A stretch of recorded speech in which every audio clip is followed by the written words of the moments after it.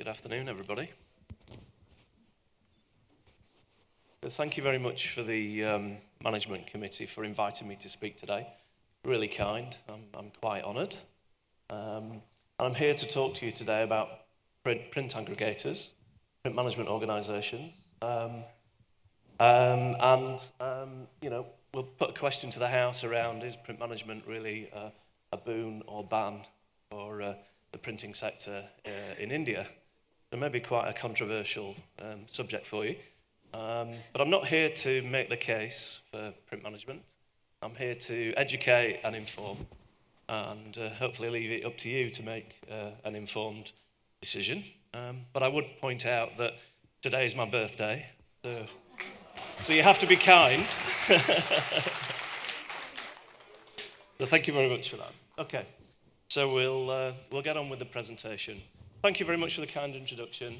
I'm humbled by it, actually. So I started my working career actually in print manufacturing, initially working for a trade manufacturer in the north of England, who was very interesting little company, very sort of ambidextrous, did lots of different things, but mostly served the print broking community. So the print brokers were my customers. And after 6 or 7 years, I was actually invited to go and work for one of them, quite a respected company called Alistair Macintosh. I worked for those guys for about 6-7 years, and they were then sold to Williams Lee, an organisation that you might have heard of, and that was Williams Lee's entry point into print management, and that's when the whole game got bigger, and the whole thing became, international and a bit more strategic, really. So I only stayed with Williams Lee for about a year, actually, after the acquisition, because I didn't particularly like their business practices and their principles. Maybe there's some suppliers in the room to that organisation, so maybe you can relate to some of that. I did a short period with Communisys, and then worked for 11 years with HH, where we took a UK business and globalised it, as the name might suggest, including coming to India. So again, I know there are suppliers in the room that have worked with HH. And then the last sort of 2.5 years, I've been working for Inner Workings, which again has been really interesting. It's the largest organisation of this kind, really. They haven't grown out of a European base, they've grown out of the US. So there's a completely different dynamic. They have a different outlook, a different philosophy. It's a public company, so they see themselves as being highly accountable, highly transparent, very ethical in nature. They've grown through organic growth and also through acquisition. So in the last 10 years, they've made about 40 acquisitions, growing out of a print broking and a sort of .com technology base, and really trying to expand globally, but also out of print into every derivative of marketing execution and manifestation, really, of a client's brand, which is sort of, a little glimpse of the future, really, in terms of where print management has been going. It's quite an aggressive business model that's trying to consume everything in its sight. But really, in the next 40 minutes, we'll have a look at the sort of past, present, and future, and give you all of the facts, and you can make your own decision whether you like it or not. So just touching on initially the corporate print market. Print is one of the largest manufacturing industries, actually. It's usually a top 5 indirect spend category for corporate organisations, and the world's largest organisations typically spend 3% of revenue, or even up to 25% of their marketing expenses on printed communications of various types, whether that's commercial print, promotional packaging, point of sale, window graphics, and things like that. So these facts all sort of came through different organisations. Some of these are a little bit old and out of date, but initially it was suggested that outsourcing this category to a best-in-class vendor, when outsourcing was very popular, gave an immediate sort of cost benefit. And the definition of print management is as follows. So print brokers and managers provide a managed service to their customers. They act as a liaison point really between the client and the printer or the network of printers. They really are responsible for advising their customers on how to engage with the category as efficiently and as effectively as possible. They sort of act as the printer's indirect sales force, so they're really representing you at the client interface, whether you like that or not. And as I mentioned earlier, their business model has grown significantly, and all that information comes from InfoTrends. So why are customers using print managers?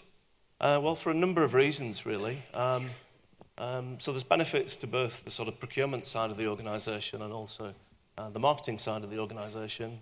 You know, and typically for procurement, there's things like transparency. They feel like they're getting better control over the category from the data that's coming back, and also from a cost perspective. Marketeers are getting a partner to work with who they can delegate tasks to. The print management organisation is usually very customer focused, very customer driven, all about innovation, all about time to market, and really trying to force the customer's wishes into the supply chain, and doing a lot of work with the supply chain to ensure that they've got the correct manufacturing organisations on the panel, and they're directing the right work to the right printer and to the right press. So they're somewhat a sort of informed or intelligent client for the printer. And so what outcomes have customers seen in other regions? The reason I've put this slide up is that the concept is probably a lot more mature in some of the other regions of the world. It feels like it's coming into view sort of slowly in India, actually. So if we look to the other regions of the world, you can actually see how the business model has sort of evolved, something that we'll go into a little bit more detail shortly, actually. But potentially, a very high percentage of corporate buyers, are actually suitable to explore print management, in as much as if they do, they're going to see potentially a positive return or an uplift. And typically, buyers using print management would outperform their peers in a number of different areas, as you can see, not only in terms of cost, but in terms of value add. And again, all these facts come from a PIRA report. They're not particularly, my personal view, although, I would somewhat agree. And actually, the print management organisations have made lots of investment in tools and technologies. And as we're seeing, there's a huge explosion of technology coming into the sector. So many of the print management organisations are very sort of technology-centric, lead sometimes with the platforms that they've got. So, it does benefit corporate buyers. And interestingly, actually, corporate print buyers typically rate their print management suppliers higher than their legacy printer relationships. So, there is a gap, there is a challenge there for the manufacturing side of the organisation or industry to deal with, really. Excuse me. I think one of the interesting things as well is how these type of organisations have evolved. So initially, the whole sort of evolution started with print farmers, which was a term that's used certainly in Europe and the US. I don't know whether you use that here particularly. They're really print brokerage organisations, very simple businesses. People stepping out of large manufacturers, going on their own. Very opportunistic, buying and selling. And really, as that market took off in the 1980s, certainly on the back of explosion of sort of, computers and all of the, print and paraphernalia that computing systems was driving, it really created that indirect market. And alongside the sort of boom in outsourcing, there was a chance that the brokers took to really further invest and build out their service model. And really you started to see the rise of more mature print management companies in the 1990s in the UK, in Europe, and a little bit in the US as well. And we were starting to see market reports, from PIRA and the BPIF in the 90s that was talking about maybe 200 or 250 of these organisations. So the market started to mature very, very quickly indeed.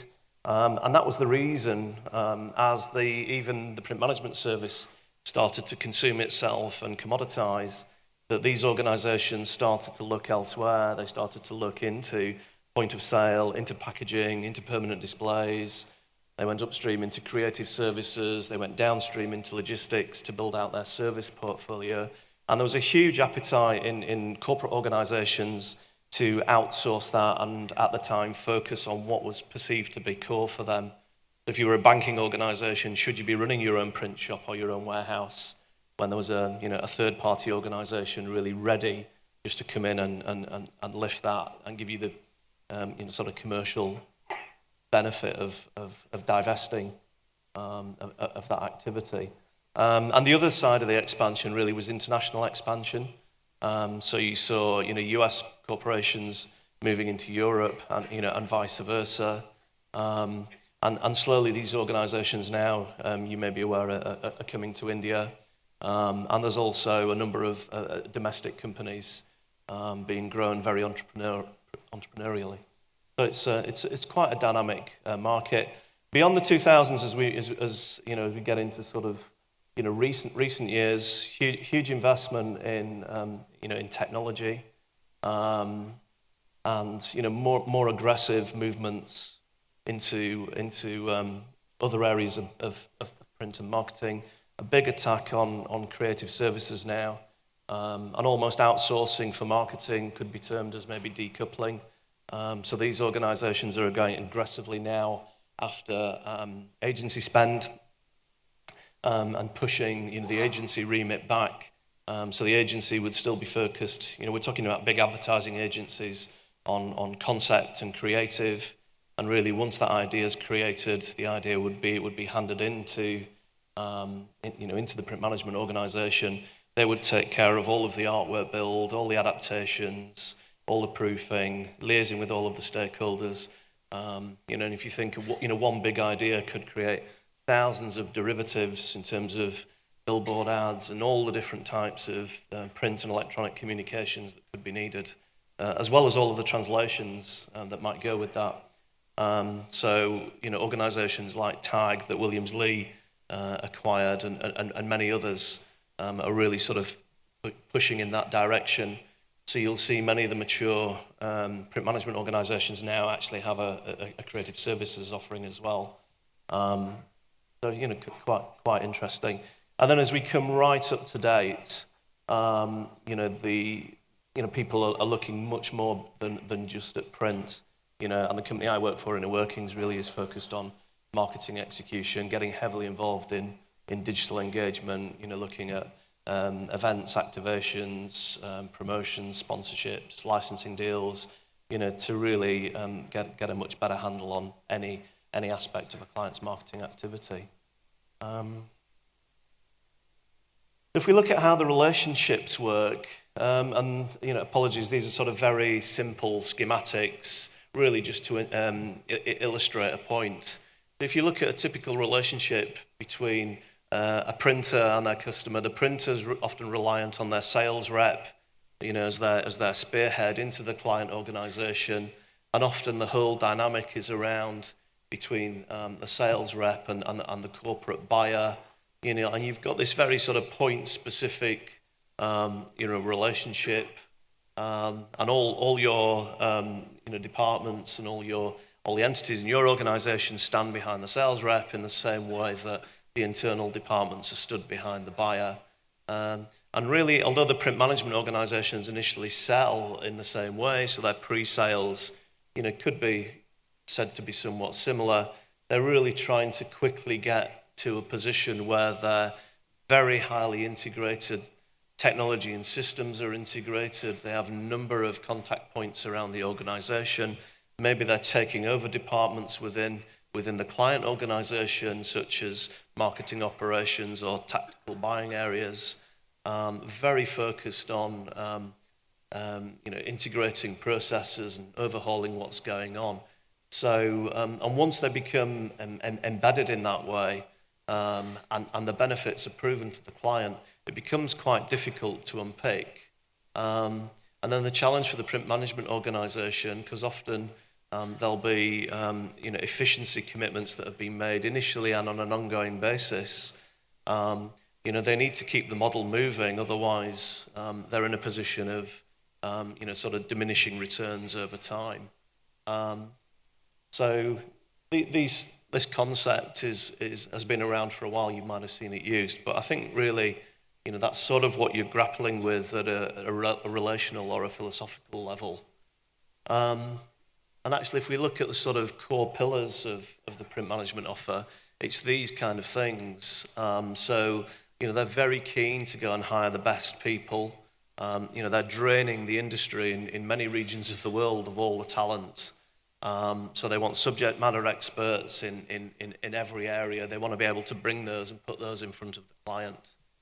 They're very focused on process change, and trying to optimize process. Very, very focused on the maximum use of technology deployment, and increasingly focused on ideation and innovation.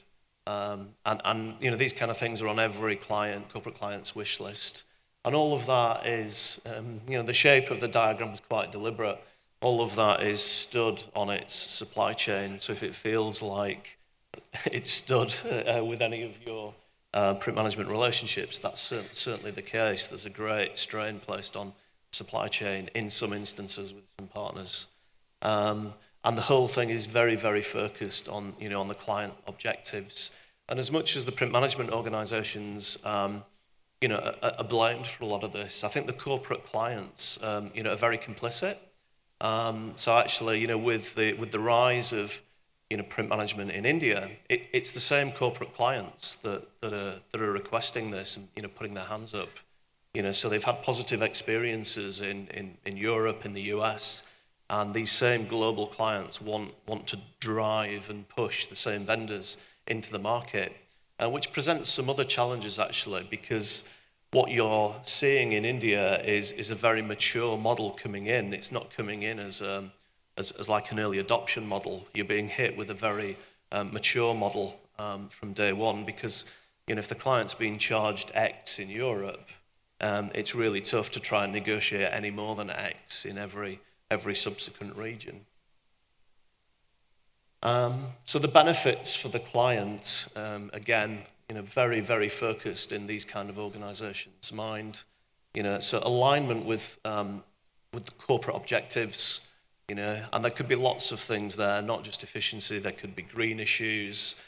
They could be grappling with very, big challenges, maybe around inventory or time to market, or internationalizing themselves. Compliance, extremely important, and technology helps with that. Innovations, cost savings always at the top, and then ultimately trying to have an impact on that marketing spend, and measure and prove that to the client. We've covered a little bit of this all earlier. The organisations are also extremely clear about the benefits to each and every area of that customer organisation, and most particularly to the marketing side and the procurement side of the organisations. Most of these relationships are orchestrated or at least coordinated through procurement. So there are always benefits back to them. They're a very key driver. But actually, that's just one side of the coin. The other side is really the marketing stakeholders. And unless the solution really has some sort of tangible and long-term value for the marketing side of the organisation, the solution really isn't going to fly or really isn't going to have much longevity. So this is a slide that I just borrowed off the internet, really just to try and show you the kind of ambition that these marketing organisations or management organisations have actually. They want to run the client's entire universe. So they're moving aggressively into all BTL areas and also ATL areas as well. So they'll get involved in TV post-production, media management, media buying. So, it's not just the print sector that's facing the challenge.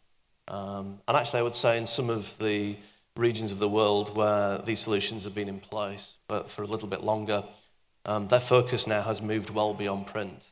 Their focus is on POS, displays, environments, with print maybe as a Trojan horse into the corporate organisation or as a bolt-on service. And the reason for that is they have driven a lot of the value out of the space, and it's become quite commoditised actually. So who are these organisations? Well, I've mentioned a few names already.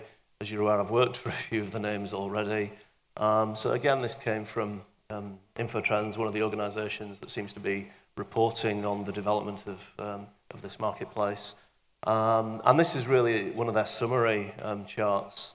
If you dug deeper into any of the larger markets, UK, France, Germany, you'd see lots and lots of local players as well. But these are the sort of most prominent names.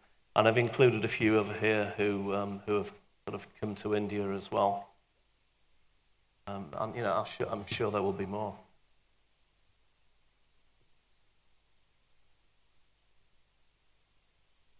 Okay, but it's not a bed of roses for the print management organisation as well. A highly competitive space, as I've mentioned. So Infotrends also commented on the state of health for the print management sector. So they're suggesting that it's in an unprecedented state of transition. And actually, if you look at how profitable and how solvent some of these organisations are, they're also challenged. It can be quite a lean business model, particularly if they're just focused on cost reduction and they're not focused on adding value, as you'll see. And also print generally is challenged. So print's transforming and trying to understand its place in the marketing mix and how it competes with digital media and social media. So certainly some clients are being quite considered now about their relationship with print and when they commit to print. So that's another challenge that everybody has here. The print management organisations, they commented on the fact that they're diversifying. We've talked about that, and also it's acknowledged absolutely that there's a rift between the management organisations and the manufacturers, because of the relationship and particularly the commercial relationship. So we'll come back to that point shortly, actually.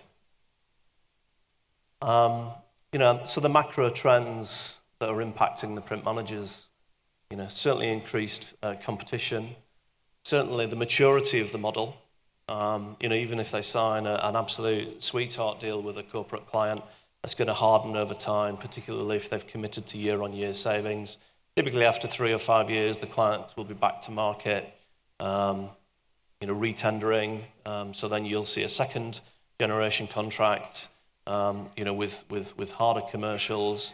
And again, in the mature market, some of these contracts now are into 3rd and 4th generation. So you have to be very considered, I think, to get involved in those kind of opportunities, but really give some thought to actually, can you deliver any value to the client, for yourself and for the supply chain. So people are having to be increasingly selective, starting to create some degree of differentiation in the print management market. Some people leading on value, some people leading on cost leadership, some people leading on innovation. You'll start to see as well different shapes and sizes of print management organisations. So if you are interested in working with them, you should think carefully about what type of organisation you want to work with. Globalisation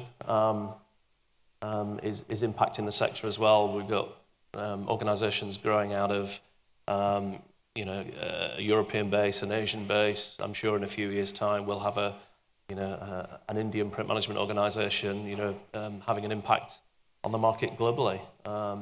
Digital marketing, absolutely huge impact in this area, and also the environment as well. As the sector's globalised and people are looking to maybe offshore production to India and China, the counterbalance to that are the green issues that raises. So it's a very dynamic environment, which creates challenge, but it also creates a lot of opportunity as well, actually. And a little snapshot case study. Not everything goes well in print management as well. So I think Williams Lee were probably first mover in terms of international and globalization. Grew to about 700 or 800 million euros. Were bought in 2006 by Deutsche Post. Acknowledged to be the market leader, arguably the thought leader at that time as well. I think Deutsche Post paid somewhere in the region of 450 million euros for the business. They became part of the DHL family, so there was a very integrated print mail distribution player that was really compelling for financial services organizations. Very successful, culminating in 2011 where they paid, I think, about 100 million for TAG, who was an agency management company. So that really expanded them into a whole host of very interesting studio and creative services. And then they've had a really torrid time since. I think the TAG Williams Lee mix was sort of oil and water, culturally very different. One was a BPO organization, the other was arguably a procurement organization. TAG was a creative organization. They couldn't really get the two to mix. And a few months ago, they were sold in a fire sale to a private equity group. There was a number of acquisitions along the way. I don't know what the total acquisition trail was, 600 or 700 million. And it was suggested, I think it was just sold for about 100 million. It's probably half the size of organisation that it was. So, don't assume that everything's rosy in the print management sector. There's lots of challenges there as well. I mean, maybe these are sort of first world problems to have. I don't know, but it's a highly competitive space. That's for sure.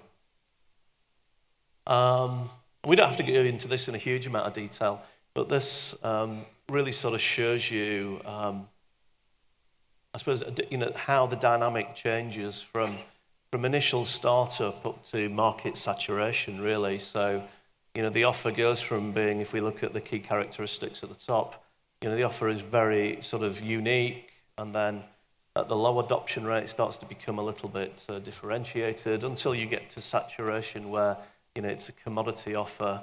Similarly, the marketing messages go from educational at the start, up to being very corporate, when it's mature.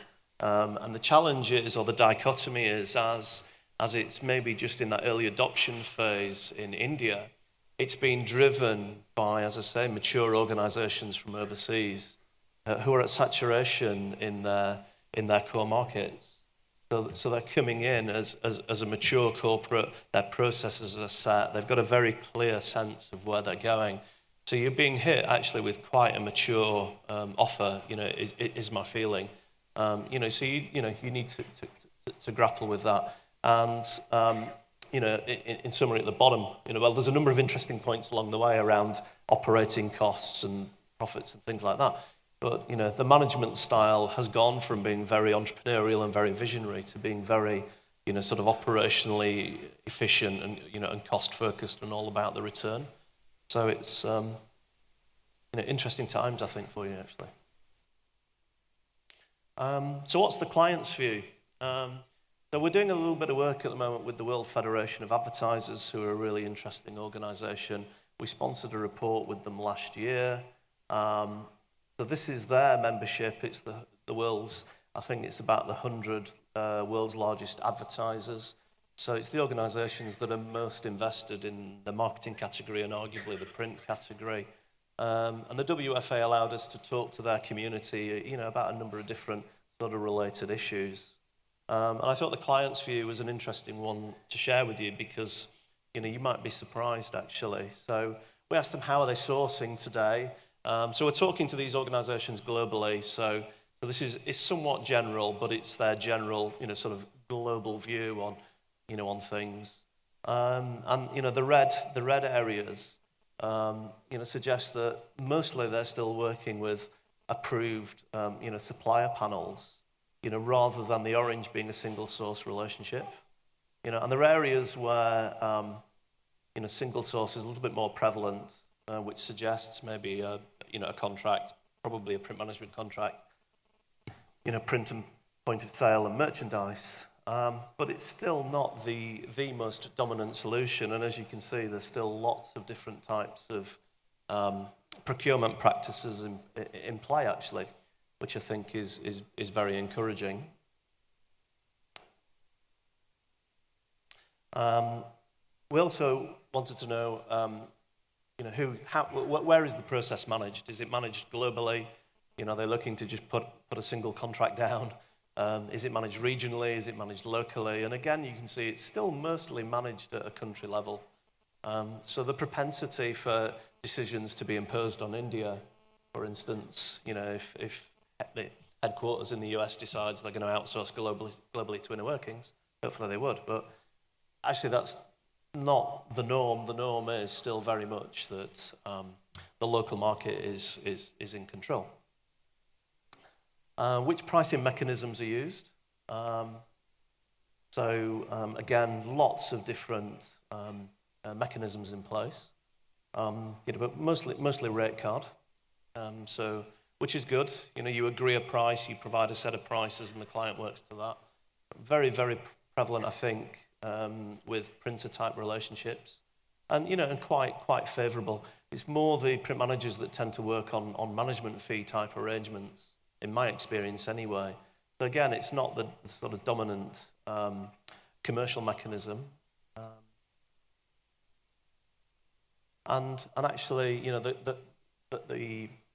the survey base had lots of challenges to discuss in lots of different areas. So cost was a feature, so that might give an appetite to explore the market in a variety of different ways.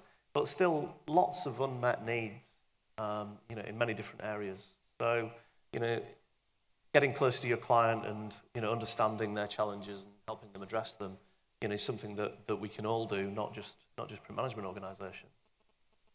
So what I felt was, if the world's largest brands are still using supplier panels, still managing things locally through rate cards, and still have lots of different challenges, you've still got an amazing opportunity here. I'm not sure print management is going to become the dominant approach. It's going to remain a very multicoloured, multifaceted market for some time to come, actually.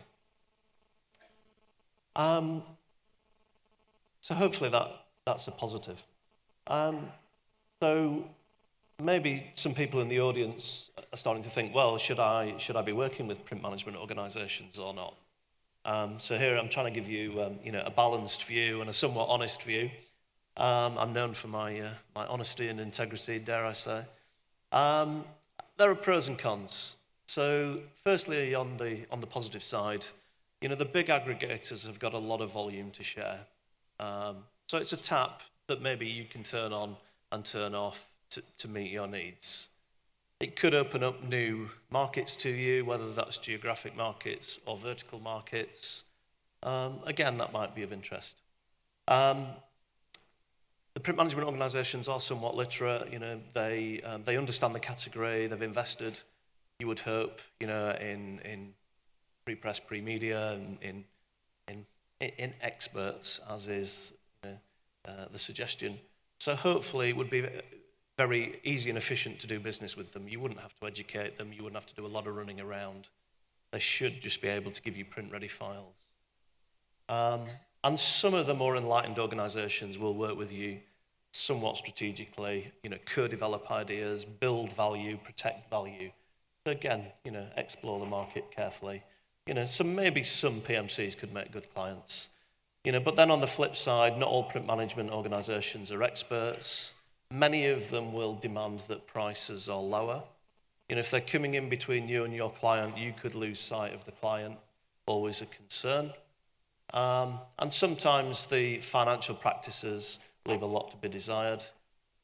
Many of the print management organisations rely heavily on rebates, not inner workings, I would suggest. In fact, some print management organisations, the rebates they're getting back from the supply chain are actually higher than the fees they're getting from the client. So whose interests do they have at heart? You really wonder sometimes. And also their reputation for prompt payment, again, is somewhat tarnished. I think another big question as well is if something goes wrong, through the daisy chain, miscommunication, something goes wrong, who's to blame? Who's gonna put that right? Is that going to be the print manager, or is that going to be you?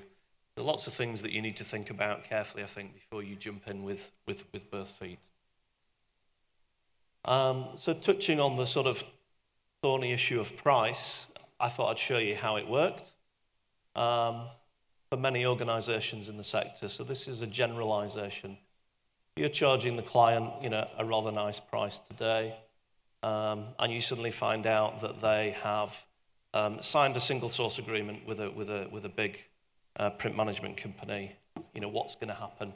Well, probably the reason that contract was signed is because the client's been offered some guaranteed savings, some committed savings, maybe even some upfront savings. And if we looked across the last sort of 20 years all over the world, the average is going to be somewhere in the region of 10 to 20%.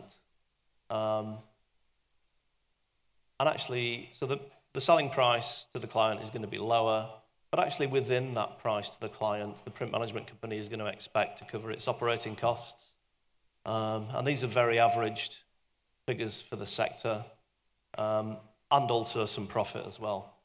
So there could be, maybe these things could be a bit lower. Worst case, there could be another 20% coming out of the price. So you can get a sense for how squeezed this could become if the whole relationship is sold on price. And unfortunately, in many instances, it is. And then in contrast, if the whole thing is sold around value and innovation, and somebody's proven to the client, some enlightened individual, that they can get a much better return on investment or better impact in the market, there's value that's going to be created beyond just the cost of the product. The product might be changed. I mean, I'm sure you've all got experiences where you've done something positive for the client and they paid more as a result. In which case, then the supply chain, isn't going to have, it's not going to have the same impact on the supply chain. The solution isn't stood on the supply chain in the same way. Back to our earlier pillar diagram, and no doubt the print management is going to expect the same kind of return. And I think those deals do exist. I mean, I've given you a wholly negative view and a wholly optimistic view, and maybe the truth is somewhere in the middle. But I think if you're working with an organisation that's somewhat pragmatic, maybe there's areas where you win and areas where you lose, and the whole thing balances out, but overall is quite equitable, for all people concerned. It can't just be the printer and its supply chain, the paper companies and distribution companies that are taking the hit. But who sells on value? So I think our earlier speaker covered the whole sort of growth issue for India very, very cleverly and very succinctly, actually. But I was just looking from a media and entertainment viewpoint, and if you look at the sort of compounded annual growth, I mean, the fastest growing, largest market is going to be India, only outpaced by Nigeria. But obviously a lot of people are quite cautious about going to Nigeria. I think they'd much prefer to come to India. So the market is going to grow so vastly here. I mean, that's, again, it's just going to create a lot of opportunity for everybody.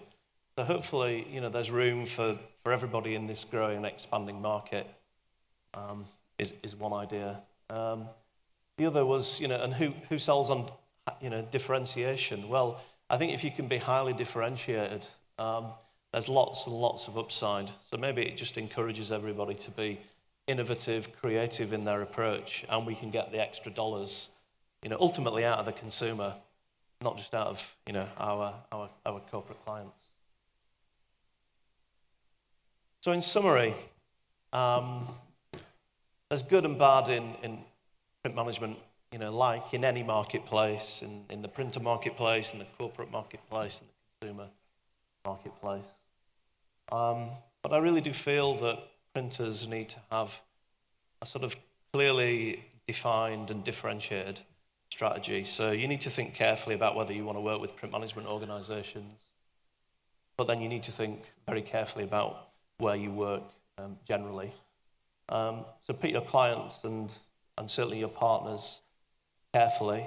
Nobody's obligating you, to do this. And even in the mature markets, there are printing organisations that have focused purely on the indirect market.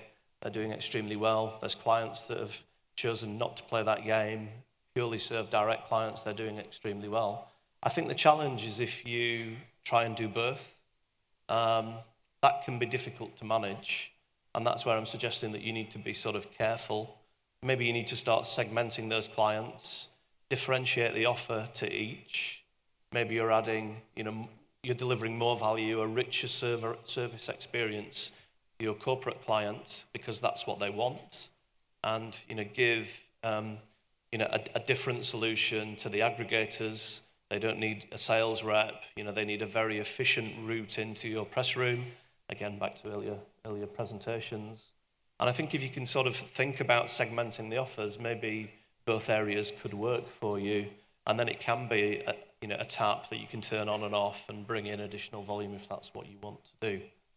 And the truth is, in a market with no differentiation or very little differentiation, if the client can't see the benefit, then the only differentiator, unfortunately, becomes price.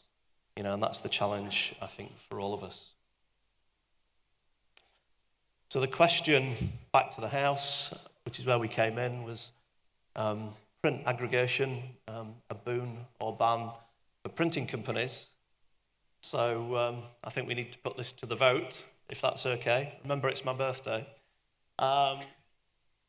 So initially, who's in favour of print management? 1, 2. We've got maybe, if I'm honest, 10 hands. 11. Thank you, sir. And who is against? Please raise your hands. It's actually a similar number. About 10 people. Most of you, I'm going to say then, are undecided, which is fine. Thank you very much for your time, everybody.